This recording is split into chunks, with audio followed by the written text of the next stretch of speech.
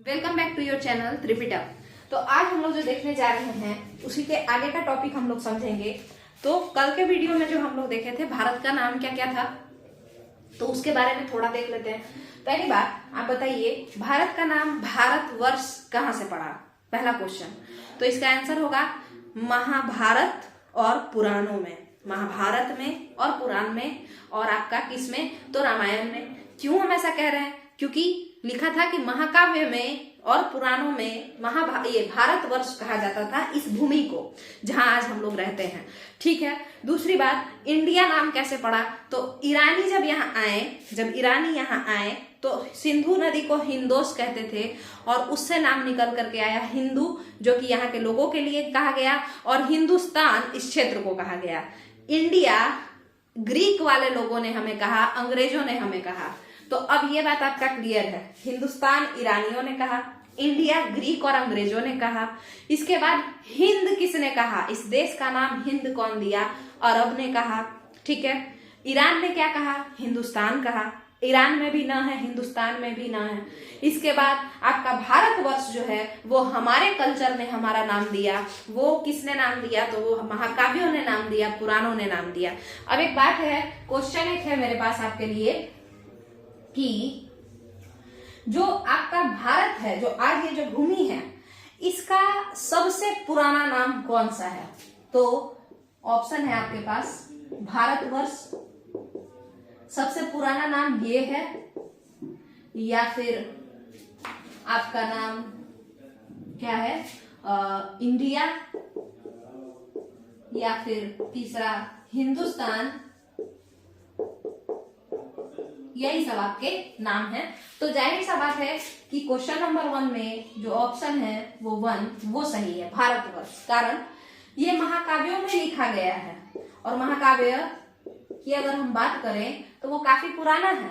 और अगर हम बात करें, इस भारत का जो टर्म निकला है वो भरत कबीला से निकला है। ये भारत टर्म भरत कबीला से निकला है। और भरत कबीला कहाँ देखने को मिला था? तो ऋग्वैदिक पीरियड में जो है देखने को मिला था। यानी ऋग्वेद जो हमारा बुक है, जो आज से लगभग 3500 साल पहले संकलित हुआ है, कंपोज हुआ है। आपको पता होना चाहिए, वेद लिखे नहीं गए हैं, वेदों को कंपोज किया गया है। कंपोज कैसे करते हैं? जैसे आपको कहीं कहीं से आप कहानी सुने और वो सारा कहानी आप लिख दिए, तो भले ही उस कहानी को आप लिख रहे हैं, मगर रियलिटी में क्या वो कहानी आप खुद से गढ़ के लिखे हैं या किसी से सुना हुआ कहानी लिख रहे हैं? तो किसी और से सुना हुआ कहानी लिख रहे हैं। तो उसी तरीके से किसी और से सुना हुआ कहानी को अगर हम एक जगह इकट्ठा करते हैं तो हम उसको कहते हैं कि हम संकलन कर रहे हैं या हम कंपोज कर रहे हैं। तो ऋग्वेद का जो कंपोज हुआ है, ये ऋग्वेद, ये 3500 साल पहले हुआ है। तो जाहिर सा बात है कि भारतवर्ष लगभग 3500 साल पहले से भी पहले का होगा, है ना? मतलब यार आप मान लीजिए कि लगभग 3500 साल पहले भारतवर्ष नाम इस भूमि का पड़ गया होगा, अगर ऋग्वेद की बात अगर हम लेकर के चले तब। दूसरी बात, इंडिया की अगर हम बात करें तो आपको पता है कि इंडिया को जो कहा है, इंडिया जो नाम दिया है वो ग्रीक ने दिया है।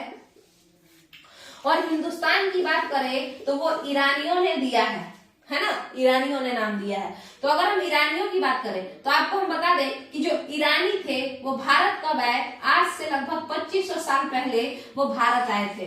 आज से लगभग कितने सौ साल पहले? 2500 साल पहले। तो दूसरे नंबर पे जो भारत को नाम मिला वो हिंदुस्तान नाम मिला। उसके बाद इसका नाम जो है वो इंडिया मिला, है ना? क्लियर है? 2500 साल पहले जब समुद्री इलाकों का विकास हुआ था तो उसी समय समुद्र के किनारे साइड में ईरान के लोग व्यापार करने आते थे। ठीक है, चलिए अब आगे समझते हैं। तो जो आज का टॉपिक है वो टॉपिक है भारत की जनसंख्या। तो जो आज हम भारत देख रहे हैं, इसकी जनसंख्या वो कौन कौन से नस्ल से बना है? ठीक है, मतलब किस किस टाइप का पॉपुलेशन भारत में आकर के बसा है, हम आज उसके बारे में चर्चा करेंगे। और ऐसे कर करके आपको पूरा कंप्लीट करेंगे हम लोग। एक सेकेंड देखिए, स्टार्ट करते हैं। तो देखिए, जो भारत की जनसंख्या है ना, वो मुख्यतः 5 नस्लों से बनी है। 5 नस्लों से, उसको क्या कहते हैं इंग्लिश में? शायद एथनिसिटी कहते हैं। 5 अलग अलग नस्ल से बनी है और उन्हीं का नाम हम यहाँ पे लिखने जा रहे हैं। तो सबसे पहले अगर हम बात करें इस तरीके से ये हम भारत बना दिए। आप इधर देखेंगे ऑस्ट्रेलिया मिलेगा आपको, और ये जो ऑस्ट्रेलिया है यहीं से प्रोटो एस्ट्रोलॉइड नाम पड़ा है। प्रोटो मतलब प्राक, पुराना जमाना वाला, जैसे प्राक इतिहास होता है ना, उसी तरीके से। तो प्रोटो एस्ट्रोलॉइड जनजाति के जो लोग थे वो भारत में आए थे। कौन से लोग? प्रोटो एस्ट्रोलॉइड जनजाति के लोग, पहला। आइए फिर मेडिटेरेनियन, मेडिटेरेनियन माने भूमध्य सागरीय, तो जो भूमध्य सागरीय लोग हैं वो भी भारत में आए हैं। और पैलियो मेडिटेरेनियन कहा जा रहा है, जैसे पैलियोलिथिक एज होता है ना, पूरा पाषाण काल, तो उसी तरीके से पुराना जमाना के जो भूमध्य सागरीय क्षेत्र के लोग थे वो भारत में आ गए। तो 2 हो गया। इसके अलावा काकेशस पर्वत की अगर हम बात करें तो काकेशस पर्वत अगर हम लोग देखें तो ये बहुत ही किधर है बताइए? तो काकेशस पर्वत किधर है अगर आप जानना चाहते हैं? काकेशस पर्वत जो है वो जॉर्जिया, आर्मेनिया, अजरबैजान का जो क्षेत्र है, ठीक है, अजरबैजान का जो क्षेत्र है वहीं पर काकेशस पर्वत पाया जाता है। तो इस वाले रीजन से भी लोग जो है वो नीचे आए। जॉर्जिया, आर्मेनिया, अजरबैजान वाले क्षेत्र से भी लोग हमारे भारत में एंट्री लिए। तो 3 इलाका हो गया, है ना। और बात कर लेते हैं, अब ये जॉर्जिया, आर्मेनिया, अजरबैजान कहाँ है? ब्लैक सी के पास आप देखेंगे, ब्लैक सी के इधर जॉर्जिया मिलेगा। और अगर आप कैस्पियन सी के ऊपर देखेंगे तो आर्मेनिया, अजरबैजान देखने को मिलता है। क्लियर होगा अगर आपका? तो हम लोग आगे बढ़ते हैं। अब निग्रोइड की अब बात करें तो वो यहीं के लोग हैं, निग्रोइड लोग। और उसके अलावा मंगोलाइड की बात करें हम तो मंगोलाइड जो है वो मंगोल से आए हैं। मंगोलाइड कहाँ से आए हैं? मंगोलिया से, ठीक है, चाइना के ऊपर का जो मंगोलिया वाला हिस्सा है वहीं से। अब एक बात बताइए, एक ठंडा मरुस्थल है मंगोलिया में, उसका नाम क्या है? तो नाम है गोबी। गोबी कैसा मरुस्थल है मंगोलिया का? ठंडा मरुस्थल है, ठीक है। तो यहाँ पे आपका ये 3, 4, 5 कितने हो गए? 5 टोटल 5 जनजाति के लोग या 5 नस्ल के लोगों से बना है भारतीय आबादी। क्लियर है? अब आपसे 2 क्वेश्चन कि सबसे पुरानी जो आबादी है, मतलब सबसे पुरानी जो नस्ल है, भारत की सबसे पुरानी नस्ल जो है वो कौन है? तो आपको हम बता दें कि वो है निग्रोइड जनजाति। निग्रोइड जनजाति या निग्रोइड नस्ल के जो लोग हैं, निग्रोइड नस्ल के जो लोग हैं वही लोग हैं आपके सबसे पुराने भारतीय, ठीक है, क्लियर है। मगर सबसे ज्यादा जनसंख्या कौन से जनजाति का है या कौन से नस्ल का है भारत में? तो हम आपको बता दें वो मंगोलाइड जनजाति का है या मंगोलाइड लोगों का है। क्लियर है? सबसे ज्यादा जनसंख्या जिस नस्ल का है वो मंगोलाइड है। सबसे पुराना नस्ल जो भारत का है वो निग्रोइड है। तो जनसंख्या से रिलेटेड जो बात है वो कंप्लीट होता है। अब हम आते हैं भारतीय इतिहास के बारे में। हालांकि एक चीज और जो विंध्य पर्वत का बचा हुआ है इसको हम थोड़ा सा देख लेते हैं, ठीक है। आइए, ये भी जनसंख्या से ही रिलेटेड एक टर्म है जिसको हम लोगों को समझना है। तो देखते हैं, आपको पता होना चाहिए कि आर्य का मतलब क्या होता है। आर्य का मतलब होता है श्रेष्ठ। आर्य का मतलब क्या होता है? तो आर्य का मतलब होता है श्रेष्ठ। पहली बात तो क्लियर है। अब दूसरी बात पे आते हैं। आपको पता है कि मध्य प्रदेश जो है, मध्य प्रदेश, बिहार से लेकर के और गुजरात तक, बीच में आपका एमपी भी है, ठीक है, और यूपी भी है। यहां से लेकर के बिहार का जो कैमूर है, कैमूर माने भभुआ, वहां से लेकर के और इस तरीके से जाकर के गुजरात के राजपीपला तक आपको एक पहाड़ है और उस पहाड़ का नाम है विंध्य श्रृंखला। तो विंध्य श्रृंखला ये तो हिंदी में नाम है, अंग्रेजी नाम है इसका विंध्यन रेंजेस, ठीक है। तो ये विंध्यन रेंजेस जो है, जो कि बिहार के कैमूर रेंज, बिहार का जो आप कैमूर रेंज सुनते हैं वो भी इसी का पार्ट है, विंध्यन का ही पार्ट है, ठीक है। तो अब आगे बढ़ते हैं। तो ये जो विंध्य श्रृंखला है, ये विंध्य श्रृंखला, ये भारत को कहा जाता है कि ये भारत को 2 भागों में विभाजित कर देती है। तो ऊपर का भारत क्या कहलाता है? उत्तर भारत। और निचला भारत क्या कहलाता है? दक्षिण भारत। क्लियर है? क्लियर है? तो अब आगे बढ़ते हैं। वैसे अगर आज के डेट में आप पूछेंगे कि हम लोग साउथ इंडिया किसको समझते हैं, तो हम लोग तो साउथ इंडिया केवल 4 राज्य को समझते हैं। कौन सा? केरल, तमिलनाडु, कर्नाटक और कौन? कर्नाटक, केरल, तमिलनाडु और आंध्र प्रदेश। और अब आज के डेट में अगर देखें तो तेलंगाना भी। तो ये टोटल 5 राज्यों को ही हम लोग समझते हैं कि ये साउथ इंडिया है। बट अगर हम ज्योग्राफी की बात करें तो ज्योग्राफी ये मानता है कि भाई आपका क्या है, अनइक्वल डिवीजन है नॉर्थ इंडिया और साउथ इंडिया का। और ये नॉर्थ इंडिया साउथ इंडिया जो डिवाइड कर रहा है वो पर्वत कौन सा है, तो वो है विंध्यन पर्वत या विंध्यन रेंजेस। क्लियर है? अब आगे बढ़ते हैं। सो ये विंध्यन रेंजेस के इस तरफ जो लोग रहते थे, यानी दक्षिण भारत की तरफ जो लोग हैं, विंध्यन रेंजेस के दक्षिण में जो लोग हैं, हम उन्हें अनार्य कहते हैं। अनार्य मतलब जो ज्यादा काबिल नहीं है, जो श्रेष्ठ नहीं है। कारण उनका रूप रंग। देखिए ये बात आप लोग जानते हैं कि कहीं ना कहीं जो गोरा रंग है उसको सुपीरियर समझा जाता है। तो पहला कारण रूप रंग हो गया। और सबसे इंपॉर्टेंट कारण क्या है बताते हैं, श्रेष्ठ मानने का। आर्य खुद को श्रेष्ठ मानते थे, किन किन कारणों से, उसको हम लोग समझेंगे। ऊपर वाले जो उत्तर भारत के क्षेत्र हुए, यानी विंध्य से ऊपर के क्षेत्र, ये खुद को आर्यों का रीजन कहा गया, ये आर्य क्षेत्र है। अब आते हैं कि आर्य क्षेत्र अनार्य क्षेत्र तो ठीक है, मगर ये है क्या? देखिए, तो सबसे पहली बात, जो आर्य थे वो कैसे थे? मध्य एशिया से जो आर्य आए थे वो कैसे थे, है ना, उस पे बात करते हैं। देखिए, मध्य एशिया से जो आर्य आए, ये कहते हैं, इसमें भी बहुत सारा ये है। कुछ कहते हैं कि मध्य एशिया से आए हैं, बाल गंगाधर तिलक कहते हैं आर्कटिक साइड से आए हैं, है ना। तो वो अलग अलग क्षेत्र बताया जाता है। तो उस मगर आज तक में जो सबसे ज्यादा अभी मान्यता प्राप्त है वो मध्य एशिया वाला ही मत को सबसे ज्यादा इंपॉर्टेंस दिया जाता है। तो देखते हैं, पहला बात, आर्य जो है नीचे के साउथ इंडियन लोगों से कंपेयर किया जाए तो ये हट्ठे कट्ठे होते थे, यानी स्ट्रांग होते थे, है ना, लंबे होते थे, टॉल होते थे और गोरे होते थे, फेयर स्किन के। कंपैरिजन किससे किया जा रहा है? साउथ इंडियन से किया जा रहा है, जो विंध्याचल पर्वत के नीचे वाले साइड लोग हैं उनसे किया जा रहा है। फेयर स्किन के होते थे। तो जो इनका एक तरीके से समझिए तो जो पर्सनैलिटी होता था वो कैसा होता था? सुंदर होता था, चार्मिंग पर्सनैलिटी के होते थे, है ना। बहुत ही ज्यादा जो है एकदम, जिसका भी पर्सनैलिटी थोड़ा अच्छा होता है तो कॉन्फिडेंट उसको वो थोड़ा ज्यादा रहता है। और जो लोग थोड़े कम पर्सनैलिटी के ये हैं, मतलब जिनका जो उतने सुंदर नहीं होते, तो कॉन्फिडेंस वो उनमें भी हो सकता है, मगर वो कॉन्फिडेंस बिल्डअप करना पड़ता है, वो ऑटोमेटिक नहीं होता है। हर जगह से बेइज्जत होने के बाद हम लोग जो है कॉन्फिडेंट होते हैं कि अच्छा ठीक है, जो बोलना है बोलो, मगर हम लोग को अपना लाइफ जो है जीना है। क्लियर है? तो यहाँ पे क्या है कि पर्सनैलिटी डेवलपमेंट में ये लोग एकदम आगे थे, है ना।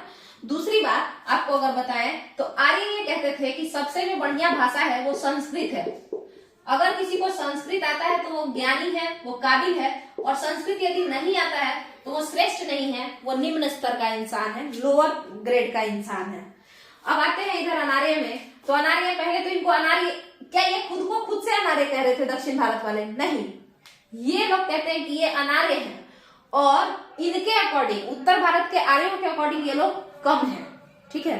अदरवाइज दक्षिण भारत के लोगों को द्रविड़ कहा जाता है, ठीक है, द्रविड़, ठीक है। अब समझते हैं अनार्य जो थे उनको आखिर इस दक्षिणी भारत के क्षेत्र के, आखिर दक्षिण भारत के क्षेत्र के लोगों को अनार्य क्यों कहा गया? इन लोगों के द्वारा, आर्यों के द्वारा इन्हें अनार्य क्यों कहा गया?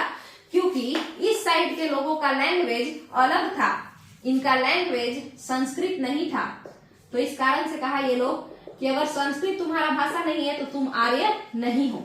ये दिखने में जो है पर्सनैलिटी जो इनका था, इनके कंपैरिजन में, आर्यों के कंपैरिजन में इनका पर्सनैलिटी जो था वो थोड़ा सा वीक था। वीक कैसे था? क्या अंदर से नहीं, दिखने में ये थोड़े से स्ट्रांग कम थे, ठीक है, स्ट्रांग कम थे, है ना, मजबूत कम थे, थोड़े इनसे, इन लोगों से थोड़े छोटे कद के होते थे, है ना। तो इन सारे कारणों से इन्हें अनार्य नाम दिया गया। क्लियर है? तो अगर हम आपसे कहें आर्य और अनार्य का जो डिवीजन है वो कहां से है? विंध्य पर्वत से है। क्लियर है? आइए, जो दूसरा टॉपिक है हमारे पास वो है भारतीय इतिहास के स्रोत।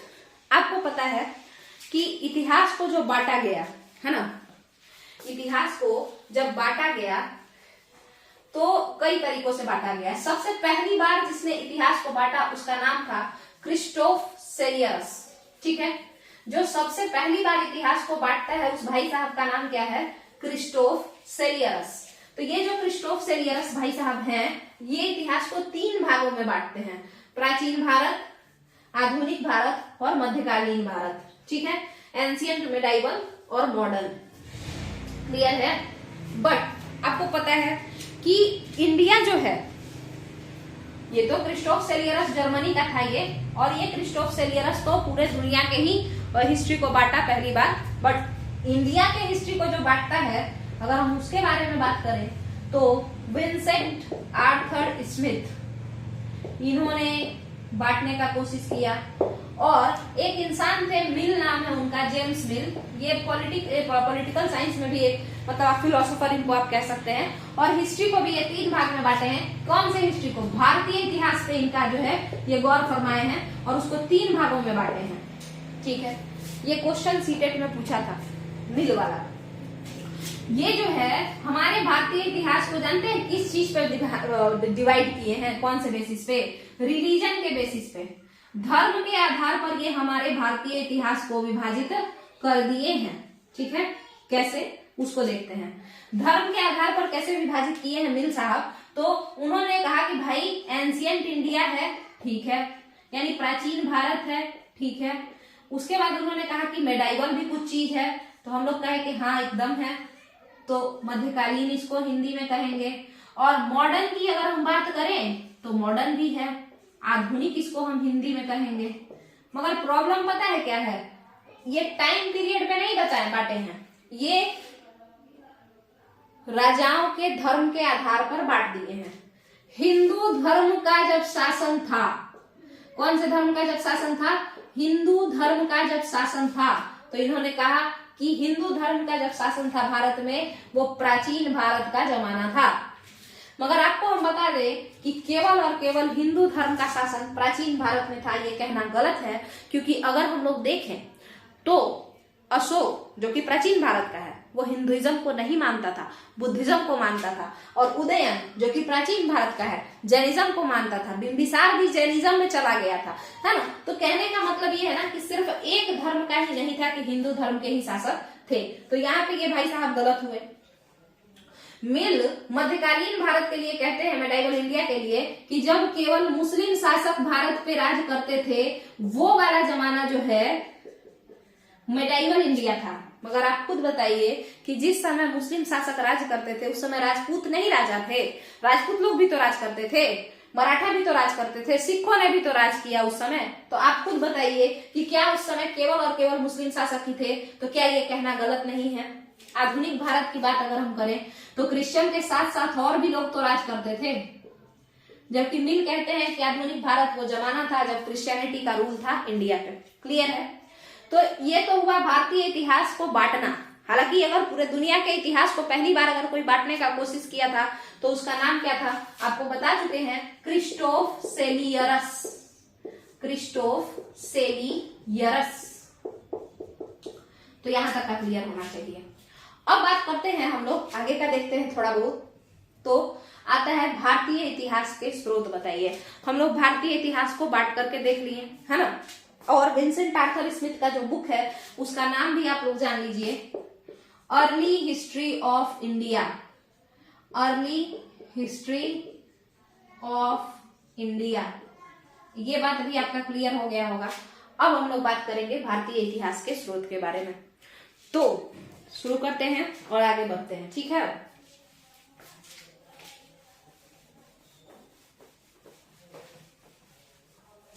अगर हम बात करें अर्ली हिस्ट्री ऑफ इंडिया की, है ना, अगर हम बात करें अर्ली हिस्ट्री ऑफ इंडिया की थोड़ा बहुत, तो देखते हैं।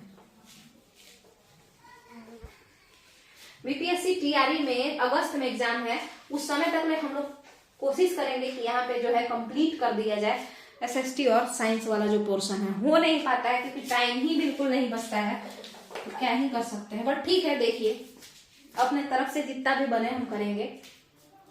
भारतीय इतिहास के स्रोत के बारे में अब बात कर रहे हैं। इतिहास को हम लोग बांट लिए हैं, है ना, आर्थर स्मिथ स्मिथ बांटे, मिल बांटा भारतीय इतिहास को। अब ये जो है भारतीय इतिहास को कैसे पढ़ें, कहाँ से उसका जानकारी लें, है ना, कैसे जो है जानकारी लें, उसी को हम स्रोत कहते हैं। तो देखिए आप जानकारी दो ही तरीके से ले सकते हैं, या तो आप पुराना सामान ले लीजिए, है ना, कोई पुराना सामान जो पहले के जमाना में यूज होता था, या अगर कोई पुराना आदमी आपको मिल जाए, आपका भेंट हो जाए उससे, तो आप उससे मिल लीजिए। तो पुराना इंसान आज के डेट में मिलेगा?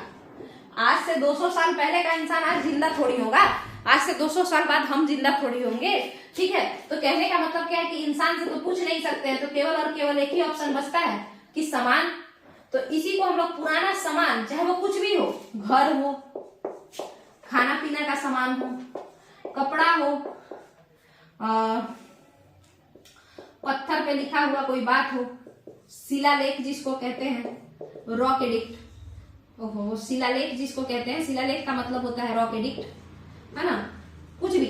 मगर देखिए कपड़ा बचा रहेगा, पुराना जमाना का अभी तक नहीं बचा रहेगा, नॉर्मल सा बात है। तो पत्थर पे लिखा शिलालेख, चूंकि पत्थर जल्दी खराब नहीं होता है तो ये बचा रहेगा। कोई भी सामान जो पुराना हो तो उसको हम पढ़ करके उसके बारे में नॉलेज ले करके हम जान सकते हैं। फिर अनाज जो जल जाता है ना, जला हुआ अनाज, चेयर्ड फॉर्म में जला हुआ अनाज, वो भी बचा हुआ रह जाता है, ठीक है। तो चेयर्ड फॉर्म वाला अनाज, उससे भी हम पता कर सकते हैं। तो ये जितना भी पुराना सामान है, इन सबको कलेक्टिवली क्या कहा जाता है, इन सबको कलेक्टिवली क्या कहा जाता है, इनको पुरातत्व कहा जाता है। क्लियर है? तो ये जो पुरातत्व है, पुराने सामान, उनसे हम लोग इतिहास को जान सकते हैं। और दूसरा कारण क्या है, किस तरीके से हम जान सकते हैं, तो किताबों से जान सकते हैं। क्लियर है?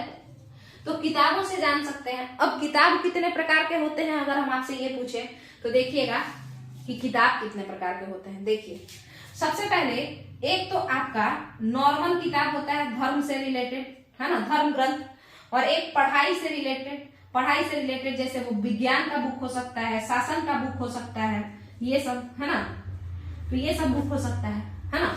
अब बात करते हैं कि और क्या क्या बुक हो सकता है, तो ऐतिहासिक ग्रंथ।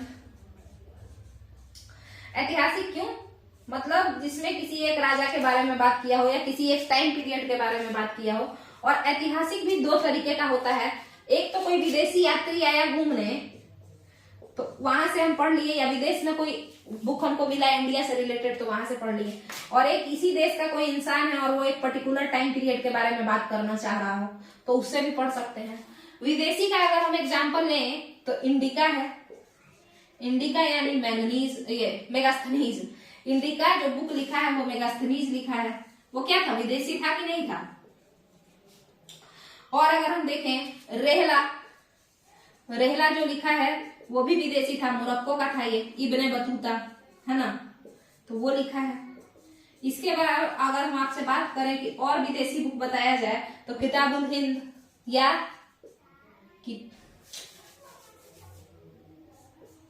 किताबुल हिंद, इसको तहकीक हिंद भी कहते हैं। ये अल-बैरूनी के द्वारा लिखा गया है, जो अरबी में लिखा था ये बुक, ठीक है।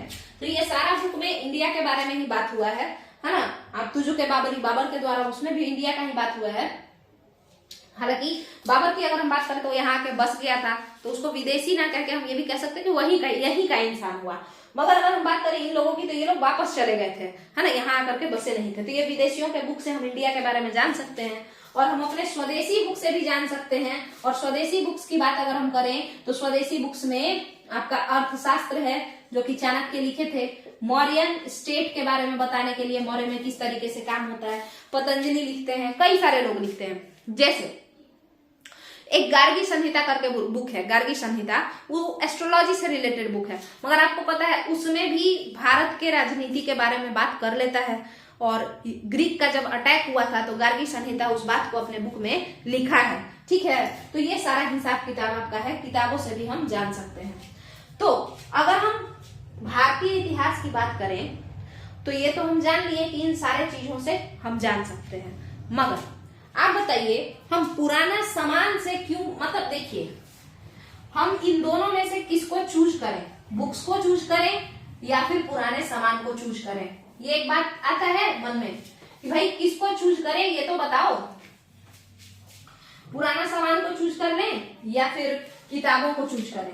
तो एक समझने का बात है, इसको हम लोग थोड़ा सा समझते हैं। एक बात बताइए, किताबुल हिंद कौन से भाषा में लिखा गया है?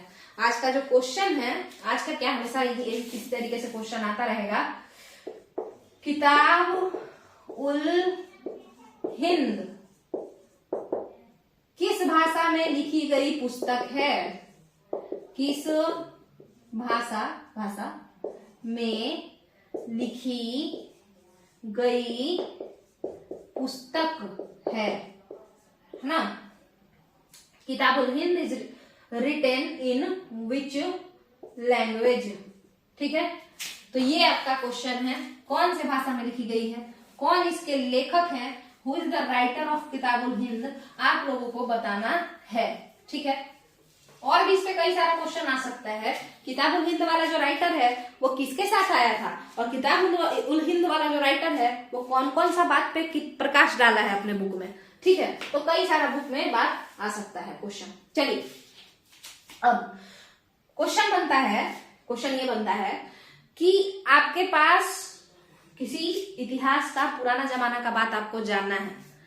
अब आप किसको चूज करेंगे, है ना? बात आता है आप किसको चूज करेंगे, क्योंकि आपके पास दो तरीका है इतिहास को जानने का। या तो आप पुराना सामान उठाइए,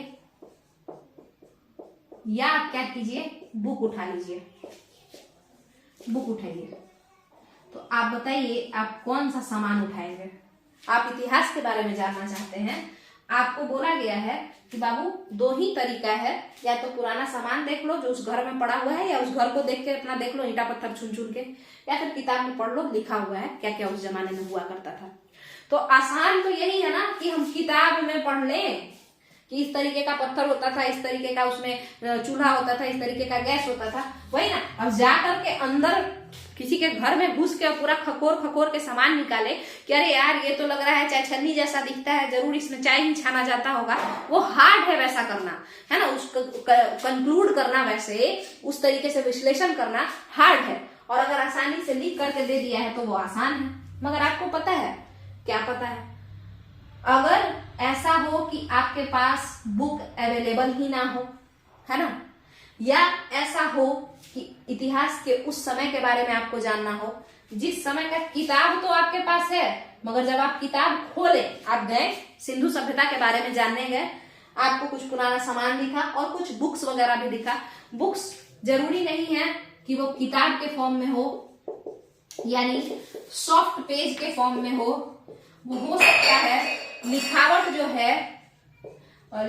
जो है वो किसी हार्ड कंटेक्स्ट में भी, या हार्ड पेज या हार्ड सरफेस, कठोर सतह पे भी लिखा हुआ हो सकता है। ठीक है, तो सिंधु सभ्यता के केस में आपको ऐसा कुछ मिला। ठीक है, आप बोले कि हम भाई ये पुराना सामान नहीं देखेंगे, हम यही हार्ड वाला उठाते हैं, पत्थर पढ़ लेते हैं, आसानी से हमको पता चल जाएगा। बट जब आप पढ़ने गए तो आपको पता ही नहीं चला कि पता नहीं क्या ही लिपापोती कर दिया है, कुछ समझ में नहीं आ रहा है। ठीक है, तो फिर आप इसी पे ना आ जाएंगे। तो इसीलिए हिस्ट्री को 3 भाग में फिर बांटा गया। एक तो वो जमाना जिस जमाने में बुक था ही नहीं, ना ही तो सॉफ्ट वाला ना ही तो हार्ड वाला, ठीक है, कोई नहीं था, केवल और केवल पुराने सामान से ही बात बनता था। और इस जमाने को हम क्या कहें, प्री हिस्टोरिक। ठीक है, प्री हिस्टोरिक। ठीक है, इसके बाद एक और जमाना आया जिसमें ये सामान पुराना वाला था और किताब भी था, बट ये सॉफ्ट वाला किताब नहीं था जो आज के डेट में होता है, हार्ड वाला था, जैसे पत्थर वगैरह पे लिखा हुआ था। मगर जब हम उस पत्थर को उठा के पढ़ने का कोशिश किए तो हमको पता ही नहीं चला कि क्या लिपापोती कर दिया है, तो हम वापस से फिर इस पे से भाग गए, इसी पे पुरातत्व पे भाग गए, उसके पुराना सामान देख करके समझने लगे। मगर हम ऐसा उम्मीद करिए कि कभी ना कभी तो इस हार्ड पत्थर को हम पढ़ ही लेंगे, तो इस वाले एज को हम अलग भाग में बांट दिए हैं और हमने कहा कि ये एज है प्रोटो हिस्टोरिक। ठीक है, और उसके बाद हम देखें कि अब आगे का जमाना जब आया वैदिक, देखिए प्री हिस्टोरिक एज जो है आपका, ये जमाना आपका पूरा पाषाण काल, पैलियोलिथिक पीरियड, ये सब का जो जमाना है, पूरा पाषाण काल, ये सब का जो जमाना है उस जमाने का है। पाषाण काल आप सीधे सीधे कहिए, लिथिक पैलियोलिथिक पीरियड का जो जमाना है वो जमाना। प्रोटो हिस्टोरिक सिंधु सभ्यता का जमाना है, जिसमें लिखावट तो मिला बट हम लोग पढ़ नहीं पाए हैं, बट उम्मीद करते हैं कि कभी ना कभी तो पढ़ लेंगे। और हिस्टोरिक पीरियड की अगर हम बात करें तो हिस्टोरिक पीरियड आपका वैदिक पीरियड से स्टार्ट हो जाता है, वैदिक सभ्यता से, यानी आज से 3500 साल पहले से। क्योंकि उस जमाने में भी हमको दो ही ऑप्शन था इतिहास को जानने के लिए, पुरातत्व था और किताब था। तो हम लोगों ने कहा कि भाई किताब ही पहले खोल करके देखते हैं, और वो भी मोटा जो कॉपी वाला किताब होता है, पेज वाला, वो भी था। ठीक है, पेज, बट वो कैसे पेज होते थे, पाम लीफ के पत्तों के पेज होते थे। ठीक है, चलिए, तो हम लोग किताब खोले और हम लोग देखे तो कह रहे ये तो संस्कृत से मैच करता है, वैदिक संस्कृत है, और हम लोग पढ़ लिए उसको। क्लियर है। और इस तरीके से आपका वैदिक पीरियड वाला जो हुआ, उसमें सोर्स सबसे ज्यादा जो यूज हुआ वो किताब यूज हुआ, और हम ऐसे समय को, इतिहास के ऐसे समय को हम ऐतिहासिक काल कहते हैं। क्लियर है। अब इसका हिंदी भी देख लेते हैं कि प्री हिस्टोरिक पीरियड जो है उसको हम कहते हैं प्राक ऐतिहासिक काल। प्रोटो हिस्टोरिक पीरियड जो है हम उसको कहते हैं आद्य ऐतिहासिक काल।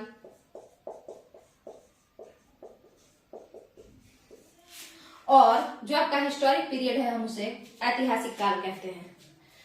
पुराना प्री हिस्टोरिक पीरियड प्रागैतिहासिक काल, जिसमें केवल पुरातत्व थे।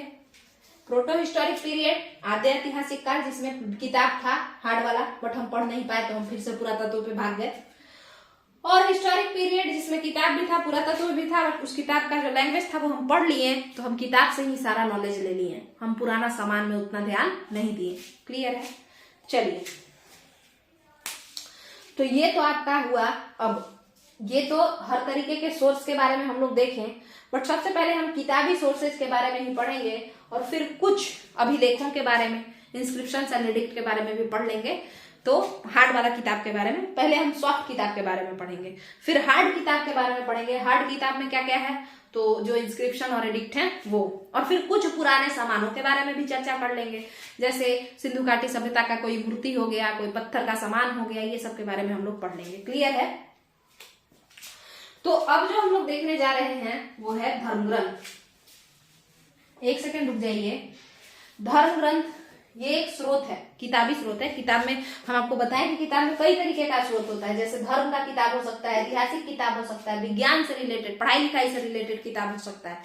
तो धर्म ग्रंथ जो स्रोत है भारतीय इतिहास का, उसको हम लोग नेक्स्ट वीडियो में करेंगे। उसमें फिर हम लोग सबसे पहले हिंदू धर्म के सोर्सेज के बारे में ही पढ़ेंगे, और मुसलमान से रिलेटेड जो सोर्स है, क्योंकि मुस्लिम कल्चर यहाँ पे नहीं स्टार्ट हुआ था, तो वो अरब का जो है हिस्टोरिकल एस्पेक्ट्स को बता सकता है, इंडियन हिस्टोरिकल एस्पेक्ट्स को नहीं बता सकता है। तो इस धर्म में उतना हम लोग के बारे में जानकारी नहीं है। जैनिज्म में कुछ कुछ है भारत के बारे में, बुद्धिज्म में भारत के बारे में है, और हिंदुइज्म में भारत के बारे में है, तो हम तीनों को देख लेंगे। क्लियर है। तो यहीं पे इस वीडियो को हम लोग खत्म करते हैं, और फिर नेक्स्ट वीडियो में हम लोग कुछ इसी तरीके से कंटेंट लेकर के आएंगे और समझने का कोशिश करेंगे। चलिए, थैंक यू। और हाँ, वीडियो को आप लोग जो है देखिए और उसको लोगों में शेयर कीजिए, चैनल को सब्सक्राइब कर लीजिए। चलिए, थैंक यू।